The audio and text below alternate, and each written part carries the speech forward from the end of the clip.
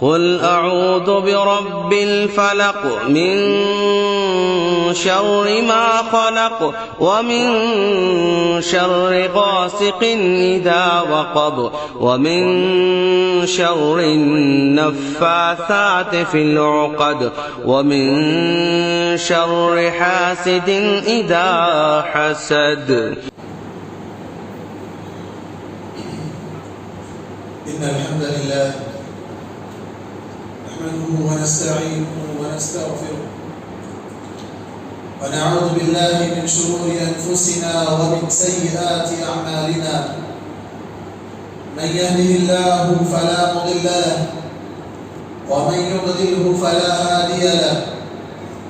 أشهد أن لا إله إلا الله وحده لا شريك له وأشهد أن محمدًا عبده ورسوله. أما بعد فإن خير الحديث كتاب الله وخير الهدي هدي محمد صلى الله عليه وسلم وشر الأمور محدثاتها وكل محدثة بدعة وكل بدعة ضلالة وكل ضلالة في النار. قال الله تبارك وتعالى في كلامه المجيد والفرقان الحميد: فأعوذ بالله السميع العليم من الشيطان الرجيم. يا أيها الذين آمنوا اتقوا الله حق تقاته ولا تموتن إلا وأنتم مسلمون. وقال تعالى: بسم الله الرحمن الرحيم. يا أيها الناس اتقوا ربكم الذي خلقكم من نفس واحدة وخلق منها زوجها وبث منهما رجالا كثيرا ونساء واتقوا الله الذي تساءلون به والأرحام إن الله كان عليكم رقيبا. وقال تعالى: يا أيها الذين آمنوا اتقوا الله وقولوا قولا سديدا يصلح لكم أعمالكم ويغفر لكم ذنوبكم ومن يطع الله ورسوله فقد فاز فوزا عظيما. وقال تعالى في موضع آخر: نحن قسمنا بينهم معيشتهم في الحياة الدنيا ورفعنا بعضهم فوق بعض درجات ليتخذ بعضهم بعضا سخريا. اما بعد.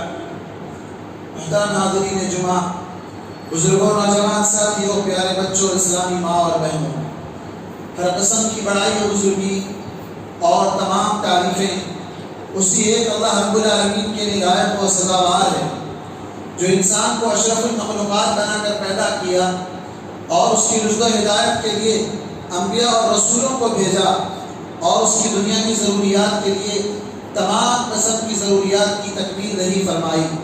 اللہ رب العالمین کا بے انتہا شکر احسان ہے کہ جس نے ہمیں امت محمدیہ میں پیدا فرمایا۔ اللہ کے تمام نبیوں اور رسولوں پر اور خصوصاً ہمارے نبی محمد مصطفیٰ صلی اللہ علیہ وسلم پر بے شمار درود و سلام نازل ہو۔ حاضرین جمعہ، آج کا موضوع خطابت ہے حسد کے نقصانات۔ حسد ایک دل کی بیماری ہے جو نظر نہیں آتی، جو کسی اسکین میں اس کو پکڑا نہیں جا سکتا ہے، لیکن ایسی خطرناک بیماری ہے جو انسان کے بدن کو اور اس کے ایمان کو دونوں کو نقصان پہنچانے والی ہے۔ یہ ایسی بیماری ہے جو معاشرے کے تقریباً ہر فرد کے اندر پائی جاتی ہے، الا من رحم ربی، سوائے اس شخص کے جس پر میرا رب رحم فرمائے۔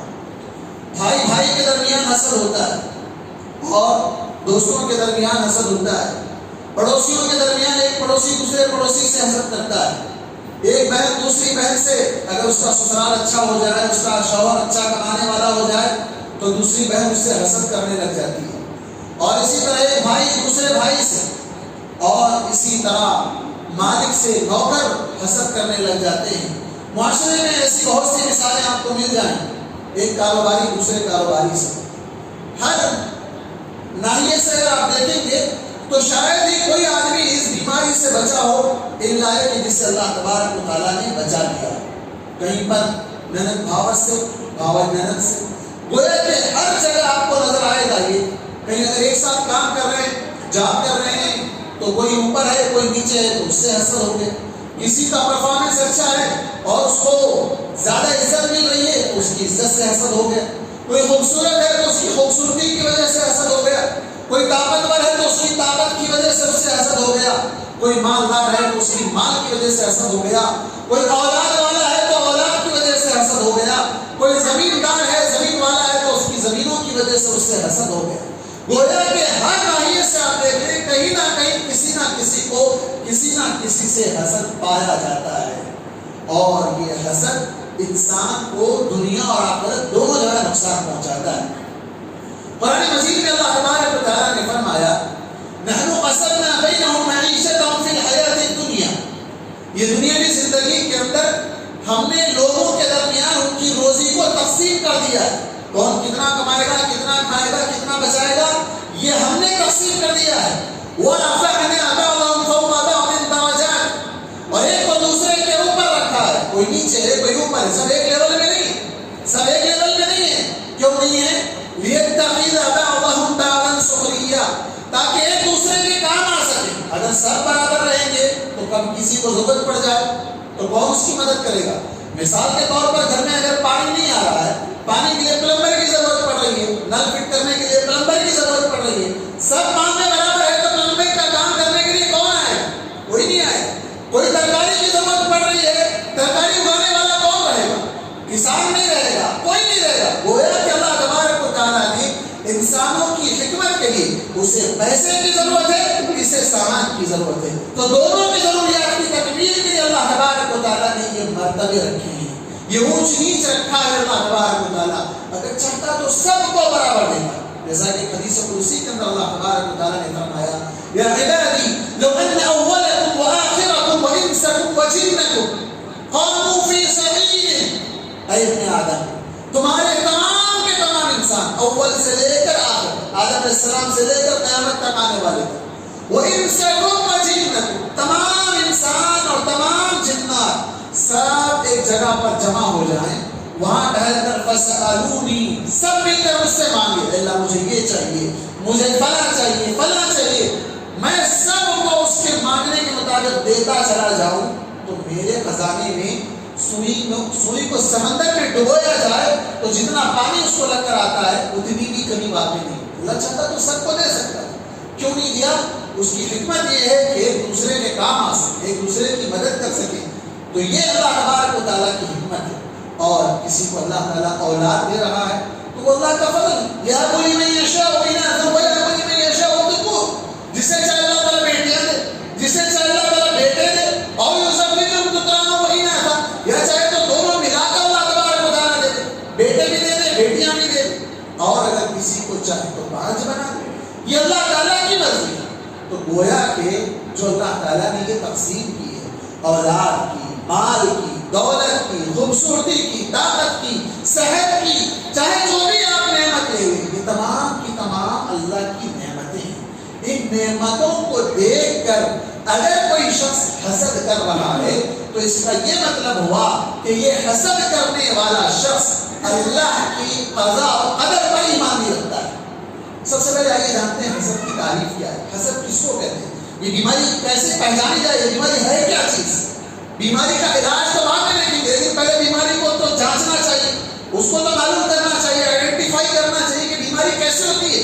یہ بیماری شاید ہمارے اندر بھی ہو، میرے اندر ہو، میرے بھائیوں کے اندر ہو، میرے رشتے داروں کے اندر ہو، کن کن کے اندر اس کو جانچنا ہے۔ تو اس کی تعریف یہ ہے کہ تمنی زوال النعمت للغیر، کہ آپ کسی دوسرا کوئی بھی ہو، چاہے بھائی ہو، بہن ہو، پڑوسی ہو، رشتہ دار ہو، آپ کا باس ہو، آپ کا کام ساتھ میں کام کرنے والا ہو، کوئی بھی ہو، لفظ غیر آپ کے علاوہ کوئی بھی دوسرا شخص جس کے پاس کی نعمت کو دیکھ کر آپ یہ تمنا کرنے لگ جائیں کہ اس کے پاس سے یہ چھن جائے اور میرے پاس آئے، یہ دولت اس کے پاس سے ختم ہو جائے اور میرے پاس آ جائے، اگر میرے پاس نہ بھی آئے اس کے پاس بھی نہ رہے، میرے پاس نہ بھی آئے اس کے پاس بھی نہ رہے، تو یہ کیا ہے؟ حسد ہے، یہ حسد ہے۔ کوئی آدمی اچھی گاڑی میں جا رہا ہے، ارے یہ گاڑی میں یہ جا رہا ہے، یہ ہمارے باپ دادا کے زمانے میں نوکر ہوا کرتے تھے، اس کے باپ دادا ہمارے گھر میں کام کیا کرتے تھے، تم نے محنت نہیں کی، تم نے لاٹوری کی اور تم نے اس کو گنوا دیا، اور آج وہ تم سے آگے بڑھ گئے تو تم کو حسد ہو گیا اس سے۔ تو یہ جو چیزیں ہیں ہمارے معاشرے کے اندر بہت سے لوگوں کی زبانوں پر آپ کو سننے میں ملے گی، بہت سے لوگ اس طرح کے چیز ہے یہی چیز حسد ہے، یہی چیز حسد ہے. اور حسد اتنا خطرناک گناہ ہے، اتنا خطرناک فعل ہے کہ اللہ تعالیٰ نے اس کے شر سے بچنے کے لیے دعا سکھلائی. ہم پڑھتے ہیں اکثر نمازوں میں پڑھتے ہیں وَمِن شَرِّ حَاسِدٍ إِذَا حَسَدَ، ہر حسد کرنے والے کے شر سے بچا لے جب وہ حسد کرے. تو اتنا بڑا خطرناک عمل، اور ہمیں پتہ ہی نہیں ہے کہ شاید وہ ہمارے اندر بھی ہو، ہمیں پتہ ہی نہیں ہے کہ یہ اتنا خطرناک عمل ہے. اور یہ وہ حسد ہے جس سے ہمیں روکا گیا ہے. لیکن ایک اور چیز ہے جو حسد سے ملتی جلتی ہے، حسد سے ملتی جلتی ہے، اس کو رشک کہا گیا ہے. رشک کرنا، اردو میں رشک کہتے ہیں، عربی میں اس کو غبطہ کہا جاتا ہے. اس کو جائز قرار دیا ہے. تھوڑا سا ڈفرنٹ ہے، آپ اس کو سمجھنے کی کوشش کریں. حدیث کے اندر آتا ہے لا حسد الا فی اثنتین، دو لوگوں میں حسد جائز ہے، دو لوگوں میں حسد کرنا جائز ہے. حسد کرنا مطلب رشک کرنا جائز ہے، مطلب ان دونوں کے علاوہ کسی اور کے بارے میں حسد کرنا جائز نہیں ہے. اب وہ دونوں کون ہیں جن سے حسد کیا جا سکتا ہے یا رشک کیا جا سکتا ہے؟ نمبر ایک وہ شخص جسے اللہ تعالیٰ نے قرآن کا علم دیا، حافظ قرآن ہے، ماشاءاللہ کیا بہترین قرات ہے، قرآن کتنا اچھا پڑھتا ہے، راتوں میں اٹھ کے قیام اللیل میں تہجد پڑھتا ہے، اور ہر وقت اس کی زبان پر قرآن ہی جاری رہتا ہے. تو ایسے آدمی سے رشک کرنا چاہیے، کاش میں بھی اس کے جیسا ہوتا، میں بھی اس کے جیسا ہوتا. یہ نہیں کہ اس کا حفظ ختم ہو جائے، نہیں، اس کے جیسا ہوتا تاکہ میں بھی قرآن کو پڑھتا، میں بھی قرآن کو اچھی آواز میں پڑھتا، میں بھی قرآن کو تہجد میں پڑھتا. دوسرا شخص جس سے حسد یا رشک کرنا جائز ہے وہ آدمی جسے اللہ نے خوب مال دیا ہے، بہت مال ہے اس کے پاس، لیکن وہ مال اسراف اور فضول خرچی میں نہیں، اللہ کی راہ میں لٹانے کا ہے. جس کے الفاظ آتے ہیں فَيَهْلِكَهُ، مال کو ہلاک کرنے کے قریب ہو. ہلاک مطلب تباہ برباد کرنا، تباہ برباد کرنا یہاں مراد نہیں ہے. یہاں مراد یہ ہے کہ وہ اپنی نہیں سوچتا، بس لگاتا چلا جاتا ہے، اللہ کی راہ میں لگاتا چلا جاتا ہے. تو ایسے آدمی کو دیکھ کر رشک کرنا چاہیے، کاش میرے پاس بھی مال ہوتا تو میں بھی اس کی طرح خرچ کرتا، میں بھی اس کی طرح خرچ کرتا، اللہ کی راہ میں خرچ کرتا، تو اس کو بھی ثواب مل جائے گا، نیت پر ثواب مل جائے گا. ایک اور حدیث کے اندر اللہ کے رسول صلی اللہ علیہ وسلم نے فرمایا انما الدنیا لأربعة نفر، دنیا میں 4 طرح کے لوگ پائے جاتے ہیں. دنیا میں لوگوں کی قسمیں 4 طرح کی ہیں. ایک وہ آدمی ہے جسے اللہ نے علم دیا اور مال دیا، علم دیا اور مال دیا، وہ اپنے علم کے مطابق اپنے مال کو اللہ کی راہ میں خرچ کرتا ہے، وہ ثواب پا رہا ہے. دوسرا شخص وہ ہے جس کے پاس علم ہے مال نہیں، اس کے پاس علم ہے لیکن مال نہیں ہے، وہ خواہش کرتا ہے کاش میرے پاس بھی مال ہوتا تو میں بھی اس کی طرح اللہ کی راہ میں خرچ کرتا. اللہ کے رسول صلی اللہ علیہ وسلم فرماتے ہیں اجرہما سواء، ان دونوں کا اجر برابر ہے. وہ پیسہ خرچ کر کے جتنا اجر کما رہا ہے، یہ پیسہ خرچ کیے بغیر اس کے برابر اجر پا رہا ہے. کیوں؟ رشک کرنے کی وجہ سے. حسد نہیں کیا اس نے، رشک کیا، کاش میرے پاس بھی مال ہوتا تو میں بھی اس کی طرح خرچ کرتا اللہ کی راہ میں.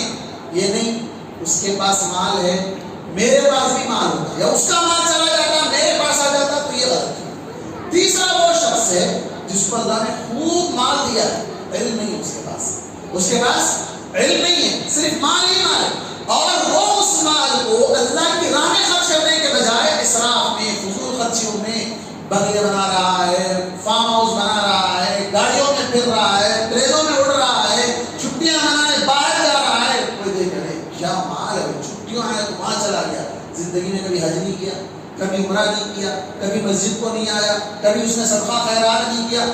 اس آدمی کا گناہ ہے. چوتھا آدمی سب سے بدترین آدمی جس کے پاس نہ علم ہے نہ مال ہے، وہ فقیر آدمی سب سے بدترین فقیر ہے جس کے پاس علم بھی نہیں ہے مال بھی نہیں ہے، لیکن حرص کیا ہے اس کی، ارے یہ تیسرا آدمی جس کے پاس مال ہے، وہ ایسا مال میرے پاس بھی ہوتا تو میں بھی ایسی بڑی گاڑی میں گھومتا، میں بھی ایسا بڑا بنگلہ بناتا، میں بھی یہ چیزیں خریدتا، وہ کرتا یہ کرتا. بس کیا ہے، شیخ چلی کے خواب دیکھنے والا، شیخ چلی کے خواب دیکھنے والا. اللہ کے رسول صلی اللہ علیہ وسلم فرماتے ہیں رزقہما سواء، یہ تیسرا آدمی پیسہ لٹایا، لذتیں حاصل کیا، گناہ کیا. چوتھا آدمی بغیر کوئی گناہ کرے کہ گناہ میں برابر کا شریک رہا. چوتھا آدمی گناہ میں برابر کا شریک رہا. کتنے ایسے حاسد ہیں جو اس طرح کی حسد رکھتے ہیں اپنے دلوں میں کہ ہم بھی کاش ہمارے پاس یہ ہوتا تو ہم وہ کر لیتے, ہمارے پاس یہ ہوتا تو ہم وہ کر لیتے, اور اسی حسد میں جل بھن کر وہ ختم ہو جاتے ہیں.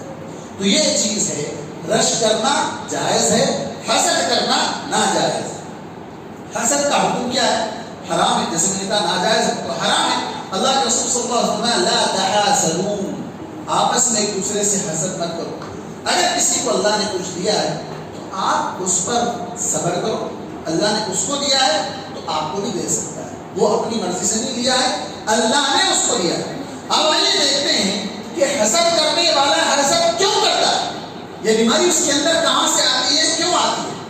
تو سب سے پہلی چیز یہ ہے کہ تقدیر پر ایمان نہیں ہے, یا تقدیر سے راضی نہیں ہے. جو اس کو ملا ہے اس پر وہ راضی نہیں ہے, جو دوسرے کو ملا ہے اس سے وہ بغض رکھتا ہے, عداوت رکھتا ہے, اور اللہ تبارک و تعالیٰ کی شکایت کر رہا ہے. اللہ سے گویا کہ لڑ رہا ہے, اللہ تو اس کو اتنا کیوں دیا, مجھے اتنا کم کیوں دیا.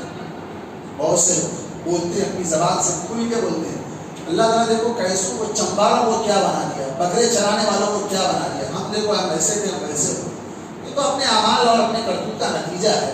لیکن یہ الگ بات ہے کہ ہم اس کو اپنے الٹے معنی میں لے لیتے ہیں, اور ہم اس کو الٹا معنی دے کر کہتے ہیں کہ یہ آج وہاں سے وہاں پہنچ گئے اور ہم یہاں سے کہاں پہنچ گئے. تو یہ چیز اب انسان اللہ سے شکایت کر رہا ہے. اللہ تعالیٰ کو بھی کیا نظر آیا کہ اس کو اتنا نہیں دیا, ہم کو اتنا نہیں ملا.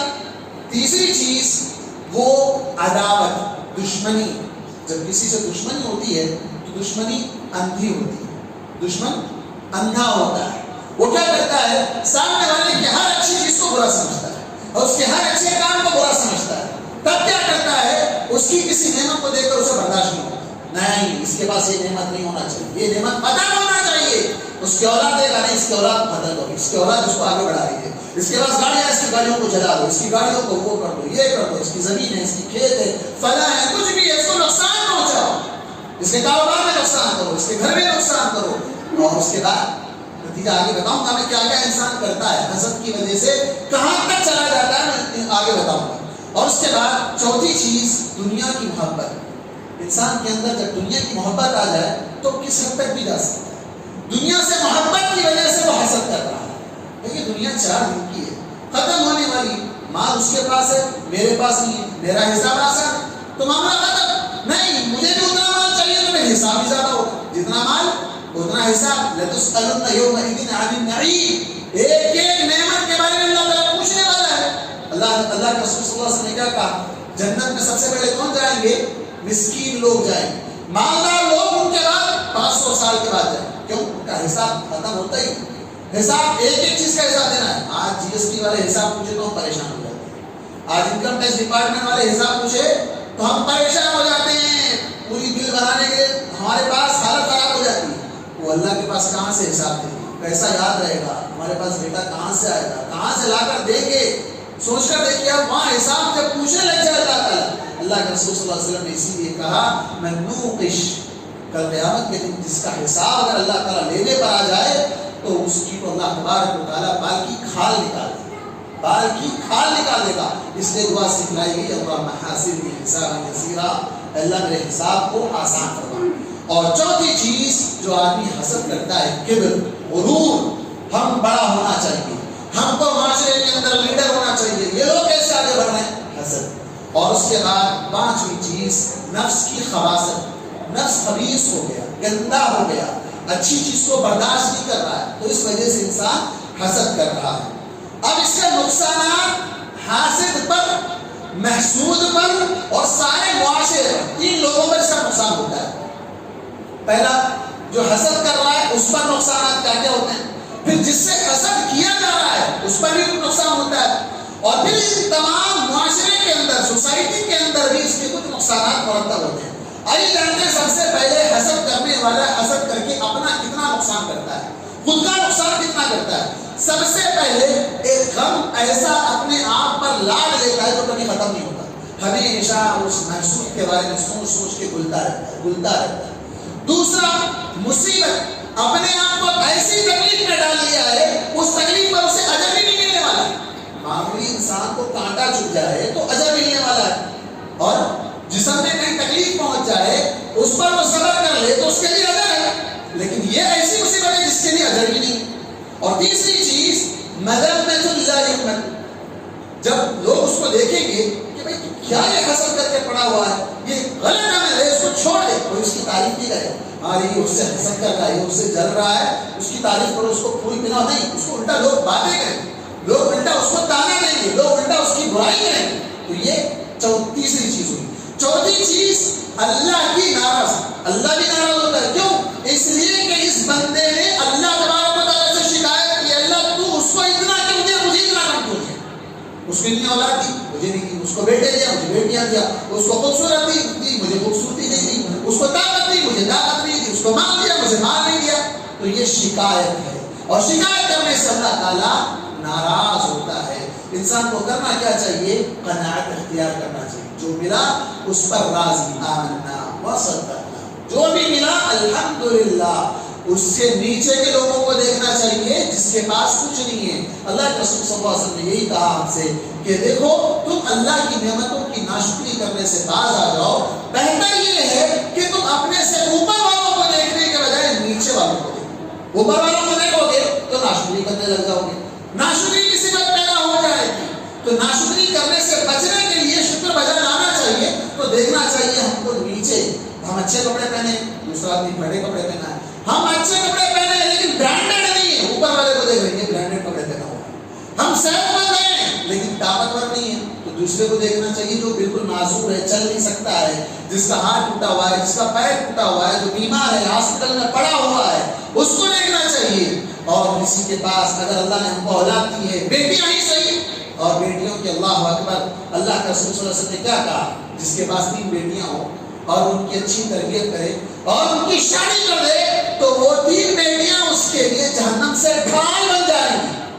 آج بیٹی پیدا ہو گئی تو ساس کو شکایت، منحوس سے تیرا قدم ہمارے گھر میں، تو بیٹی کو لے کے اس طرح کی غلط واہیات الفاظ، ساس کے الفاظ، نندوں کے الفاظ، کیسے کیسے الفاظ آج ہمارے پاس۔ بیٹی اگر ہوئی تو وہ بھی اللہ کی نعمت ہے، اس کو دیکھو جس کے پاس بیٹی نہیں ہے، اس کو دیکھو جس کے پاس بالکل اولاد ہی نہیں ہے، یا اس کو دیکھو جس کی شادی نہیں ہوئی ہے۔ تمہاری پاس شادی ہے، بیوی ہے، سکون کا ذریعہ ہے، آنکھوں کی ٹھنڈک ہے، یہ نہیں، ہم اور آگے کے خواب دیکھتے ہیں۔ اور اس کے بعد 5ویں چیز، کل قیامت کے دن جو شخص کامیاب ہونے والا ہے وہ ایسا شخص کامیاب ہونے والا ہے جس کے دل پاک صاف، یوم لا ينفع مال ولا بنون الا من اتى الله بقلب سلیم، قلب سلیم، دل کیسا ہو؟ 3D ٹرانسپیرنٹ ہو، اس کی ادھر سے دیکھو تو ادھر نظر آئے، ادھر کا دیکھے تو ادھر نظر آئے، اتنا ٹرانسپیرنٹ ہو، ایسا صاف شفاف دل اگر اللہ کے پاس لے جائیں گے تو کامیاب ہوں گے، نہیں تو کامیاب نہیں ہوں گے۔ اس سلسلے میں ایک واقعہ بڑا مشہور ہے، ابو داؤد اور ترمذی کی روایت ہے۔ اللہ کے رسول صلی اللہ علیہ وسلم صحابہ کرام کے ساتھ بیٹھے ہوئے تھے۔ اللہ کے رسول نے کہا دیکھو ابھی اس جگہ سے ایک آدمی آئے گا، وہ جنتی ہے۔ وہ کیا ہے؟ جنتی ہے۔ لوگ انتظار میں رہے، دیکھے ایک شخص آ رہا ہے۔ پھر دوسرے دن آپ نے یہ کہا دیکھو اس جگہ سے جو آدمی آئے گا وہ جنتی ہے۔ دوسرے دن وہی آدمی آیا۔ تیسرے دن آپ نے کہا جو آدمی آئے گا وہ جنتی ہے۔ تیسرے دن بھی وہی آدمی آیا۔ حضرت عبداللہ بن عمر رضی اللہ عنہ کو تعجب کہ اب جاننا چاہیے کہ یہ جنت میں اگر جا رہا ہے تو کیوں جا رہا ہے، حسدنی کیوں نہیں، اس کے اعمال کو دیکھیں کہ تاکہ ہم بھی وہ عمل کر لیں۔ تو وہ جا کر کہا کہ میں چاہتا ہوں کہ 3 دن تمہارے گھر میں تمہارے ساتھ رہوں، تمہارے ساتھ 3 دن گھر میں رہنا چاہتا ہوں۔ اجازت دے دی، 3 دن گھر میں رہے۔ کیا کام کر رہے ہیں؟ رات میں کچھ بھی کام نہیں کر رہے، تہجد بھی نہیں پڑھ رہے ہیں، بس رات میں سو جائے۔ ہاں البتہ نیند میں اگر کروٹ پلٹ رہے ہیں تو اللہ اکبر کریں، نیند میں کروٹ پلٹ رہے ہیں تو اللہ کو یاد کر رہے ہیں، پھر فجر تک سوئے رہے ہیں، تہجد بھی نہیں پڑھ رہے ہیں۔ ارے ہم تو تہجد پڑھ رہے ہیں، یہ تو تہجد بھی نہیں پڑھ رہے، پھر بھی جنتی ہے، پھر بھی جنتی ہے۔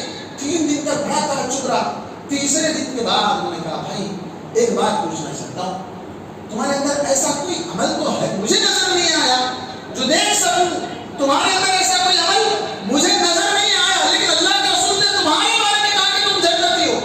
اللہ اس شخص نے کہا اگر تم جاننا ہی چاہتے ہو تو جان لو میرے پاس کوئی بڑا عمل نہیں الا یہ کہ میرا دل صاف ہے، کسی بھی مسلمان کے بارے میں نہ بغض ہے، نہ عداوت ہے، نہ دشمنی ہے، نہ حسد ہے، اس سے میرا دل صاف، یہی میرا عمل۔ اللہ اکبر۔ اتنا سیدھا سادہ عمل جو جنت میں لے جانے والا ہے. یہی کہا اللہ تبارک و تعالیٰ نے الا من اتى الله بقلب سلیم, جو قلب سلیم لے کر آئے گا, صاف شفاف دل لے کر آئے گا, وہ جنت میں جائے گا. کیوں پھوکٹ اپنے دل کو خراب کر کے جنت سے محروم. آگے آئے گی بات کہ یہ حسد کرنے والا جنت سے بھی محروم کر دیا جائے گا. جنت سے محروم. آپ حسد کر رہے ہیں, خود چل رہے ہیں, بھول رہے ہیں, تکلیف اٹھا رہے ہیں, مصیبت میں پڑ رہے ہیں, اور الٹا جنت سے محروم ہو رہے ہیں. دنیا میں بھی تکلیف, آخرت میں بھی تکلیف. اور اس کے بعد یونافی, آپ دعا کرتے ہیں, دعائیں قبول نہیں ہوتی. دعائیں قبول نہیں ہو رہی کیونکہ دل کا معاملہ گڑبڑا گیا. دل کے اندر گڑبڑا گئی تو وہ اخلاص نہیں رہا دعا میں. آپ دعا کر بھی رہے ہیں تو کیسے دعا کر رہے ہیں؟ اللہ مجھے مال دے, مال دے, مال دے, فلاں دے, فلاں. ربنا آتنا فی الدنیا حسنہ وفی الآخرۃ حسنہ وقنا عذاب النار. جو یہ کہے گا وہ کامیاب ہوگا. جو یہ کہے گا ربنا آتنا فی الدنیا حسنہ وما له فی الآخرۃ من نصیب, جو یہ کہے گا اللہ مجھے دنیا میں لے دے تو آخرت میں اس کے لیے کچھ نہیں ہے. تو آدمی جو حسد کرتا ہے وہ کیا مانگتا ہے؟ صرف دنیا مانگتا ہے, وہ آخرت نہیں مانگ سکتا ہے. اس لیے اسے کیا چاہیے؟ دنیا کے ساتھ ساتھ آخرت بھی مانگنا چاہیے. اور اگر وہ دعا کرے تو اس کی دعا قبول نہیں ہوگی. اور اسی طرح جب بندہ حسد کرتا ہے تو حسد ایک ایسی چیز ہے جس کے دل میں آ جانے سے ایمان وہاں سے نکل جاتا ہے. ایمان وہاں سے نکل جاتا ہے. اللہ کے رسول صلی اللہ علیہ وسلم فرمایا لا یجتمع فی جوف قلب عابد, لا یجتمع, کہ اس آدمی کے دل میں, ایک دل میں حسد اور ایمان دو ایک ساتھ جمع نہیں ہو سکتا. ایمان رہے گا تو حسد نہیں آ سکتا, حسد آ گیا تو ایمان چلا جائے گا. تو اب ہمیں دیکھنا ہے ہمارے ایمان کا تقاضا کہ اگر ہمارے اندر حسد ہے تو اس کا مطلب یہ کہ ہمارے اندر سے ایمان چلا گیا. اب ہمیں ایمان پر رہیں گے وہ کامیاب ہوں گے. اگر ایمان پر نہیں رہیں گے, حسد پر پلتے رہیں گے, حسد پر بڑھتے رہیں گے, تو پھر ہماری کامیابی یقینی نہیں ہے. اور اس کے بعد 8واں نقصان, جیسے کہ احمد کی روایت ہے, امام احمد کی روایت ہے, بعض نے اس کو ضعیف بھی قرار دیا ہے, لیکن واللہ اعلم انسان کے حسد کرنے کی وجہ سے نیکیاں ختم ہو جاتی ہیں. حسد انسان کے نیکیوں کو کھا جاتا ہے جیسے آگ لکڑی کو کھا جاتی ہے. آگ لکڑی کو کھا جاتی ہے, حسد نیکیوں کو کھا جاتا ہے. بات سمجھنے کی, کیسے حسد نیکیوں کو کھا جاتا ہے؟ کہ حسد آنے کی وجہ سے پچھلے کیے ہوئے نیکیاں چلی جائیں گی؟ نہیں, بلکہ انسان نیک اعمال کر نہیں سکتا ہے. وہ حسد میں رہ کر وہ نماز صحیح نہیں پڑھ سکتا ہے, وہ صدقہ نہیں کرتا ہے, وہ زکات نہیں دے سکتا ہے, وہ کوئی بھی نیک کام اخلاص کے ساتھ نہیں کر سکتا ہے. تو اس کی نیکیاں ختم ہو, اس کی نیکیاں چلی گئی. اور اس کے بعد اس کا انجام حاصل کو کہاں تک پہنچاتا ہے؟ نظر بد. پہلے کیا کرتا ہے؟ اس کو نظر لگاتا ہے, دیکھ کے اتنی زبردست گاڑی ہے, اتنا زبردست مال ہے اس کے پاس, تو اما جیسا ہمارے پاس بولتے ہیں اما ختم گیا, وہ وہیں سے اس کو نظر لگی. اور نظر حق ہے, العین حق. اللہ کے رسول نے کہا نظر بد یقینی ہے, لگے گی نظر بد. یہاں تک کہ آپ نے کہا کہ اگر اونٹ کو نظر لگ جائے تو وہ ہانڈی میں پہنچ جائے, مطلب وہ بیمار ہو جائے گا, اور اس کے بعد اس کے لوگ کیا کریں گے؟ کاٹ کے اس کو پکا کے کھا جائیں گے. مطلب موت تک واقع ہو سکتی ہے حسد کی وجہ سے, نظر بد کی وجہ سے. نظر بد لگے گی, معاملہ وہاں بھی نہیں رکے گا. نظر بد لگائے گا پہلے, وہاں بھی نہیں رکے گا, تب کیا کرے گا؟ جادوگر کے پاس جائے. کیا کرے گا؟ اس کی نعمتوں کو ہٹاؤ. جادوگر کا سہارا لے گا, جادو جیسے قبیح فعل میں اتر جائے گا اور کبیرہ گناہ کرے گا جس کی سزا قتل. جادو کرنے والے دونوں کو قتل کر دینا چاہیے. اگر اسلامی حکومت ہو تو قتل کر دینا ہے. تو یہ کہاں تک پہنچ رہا ہے؟ جادو کروائے. جادو نہیں کرواتے. بعض لوگ کیا کرتے ہیں؟ بعض لوگ جادو ڈائریکٹ کرواتے ہیں. بعض لوگ ڈرانے کے لیے کیا کرتے ہیں؟ وہاں کے اس کی دکان کے سامنے 4 لیمو پھینک دیتے ہیں. ایک ہری مرچی 2 لیمو ڈالتی ہے, اب وہ ہرا مسالہ دیکھ کے پریشان ہو گیا. وہ دیکھ کے پریشان ہو گیا, وہ خود جادوگر کے پاس چلا جاتا ہے. جس کا ایمان کمزور ہوتا ہے یہ لیمو مرچی دیکھ کے پریشان ہو جاتا ہے اور وہ جادوگر کے پاس پہنچ جاتا ہے. ارے بھائی میری دکان کے سامنے ایسا دکھا ویسا دکھا, اب پھر وہ 4 پلیتے اور دیتا ہے. دونوں کا ایمان گیا, دونوں کا ایمان گیا. تو یہ جادو. اس کے بعد نتیجہ وہاں بھی معاملہ ختم نہیں ہوا. اب کیا کرو؟ راستے سے ہٹاؤ, اس کو قتل کرو, اس کی جائیداد پہ قبضہ کرو, اس کے مال پہ قبضہ کرو. قتل تک پہنچ جاتا ہے, اور جب قتل کر دے گا تو وہ ہمیشہ ہمیشہ جہنم میں رہے گا. اللہ تبارک و تعالیٰ نے قرآن مجید کے اندر فرمایا کہ جو کسی مومن کو من قتل مؤمنا متعمدا فجزاؤه جہنم خالدا فیہا کہ جو کسی مومن کو جان بوجھ کر قتل کرے اس کا ٹھکانہ جہنم ہے جس میں وہ ہمیشہ رہے گا۔ تو دیکھیں آپ حسد کا نتیجہ کہاں تک پہنچ رہا ہے؟ قتل ہے۔ اور یہی چیز یوسف علیہ السلام کے بھائیوں نے آپ دیکھی۔ یوسف علیہ السلام کے ساتھ ان کے بھائیوں نے کیا کیا تھا؟ یوسف علیہ السلام خوبصورت بھی تھے، دنیا کی آدھی خوبصورتی اللہ نے ان کو دی تھی، پھر باپ کے چہیتے بھی تھے، چھوٹے بیٹے تھے تو چہیتے بھی تھے۔ بھائیوں کو دیکھا نہیں گیا، بھائیوں نے پہلے کیا کیا؟ لے کر گئے اور اس کے بعد پلان کیا کہ اس کو کنویں پھینک دو، کسی نے کہا کہ قتل کر دو، کسی نے کچھ کہا، کسی نے کچھ کہا، کنویں میں پھینک آئے اور آ کر کہا بھیڑیے نے کھا لیا۔ سگا بھائی بھی دشمن ہو سکتا ہے، سگا بھائی بھی حسد کر سکتا ہے، سگا بھائی بھی آپ کو راستے سے ہٹا سکتا ہے۔ یوسف علیہ السلام کے ساتھ، نبی کے ساتھ ہوا۔ اور اس وقت یوسف علیہ السلام سے ان کے باپ نے کہا تھا کہ دیکھو اس خواب کو اپنے بھائیوں سے مت ذکر کرنا۔ تو مطلب یہ ہوا کہ بعض نعمتیں جو اللہ نے دی ہے بسا اوقات اپنے بھائیوں سے بھی چھپانا چاہیے، بھائیوں سے بھی چھپانا چاہیے۔ اگر وہ حسد کرنے والے، خوش ہونے والے نہیں ہیں تو پھر ان سے بھی چھپا کر رکھنا چاہیے، جیسے آگے بات آئے۔ اس کے بعد جو نقصان اس بندے پر پہنچتا ہے جس کے ساتھ حسد کیا جا رہا ہے، اس بندے کو، اب یہ تو نقصانات تھے حاسد کے، حسد کرنے والے، اس بندے پر کیا نقصان ہوتا ہے جس کے ساتھ حسد کیا جائے؟ اسے یہ قتل کرے گا، مارے گا، تکلیف پہنچائے گا، جادو کرے گا، اسے نظر لگوائے گا، جو بھی چاہے وہ تمام چیزیں وہ اس کو پہنچائے گا۔ تو انسان اس آدمی کو کیا کرنا چاہیے، اس کا بھی علاج آگے بتاؤں گا۔ اور معاشرے میں کیا نقصان پہنچتا ہے، پورا معاشرہ تتر بتر ہو جائے گا۔ پورے معاشرے کے اندر یہ حسد کی وجہ سے وہ اس سے حسد کر رہا ہے، یہ اس سے حسد کر رہا ہے، بہنیں آپس میں ننند بھاوج فلاں فلاں سب ایک دوسرے سے حسد کر رہے ہیں، ایک دوسرے کی کمر کھودنے میں لگے ہوئے ہیں، سب ایک دوسرے کے پیٹ پیچھے ایک دوسرے کی پیٹ پر وار کر رہے ہیں، نقصان پہنچانے کی پلاننگ کر رہے ہیں۔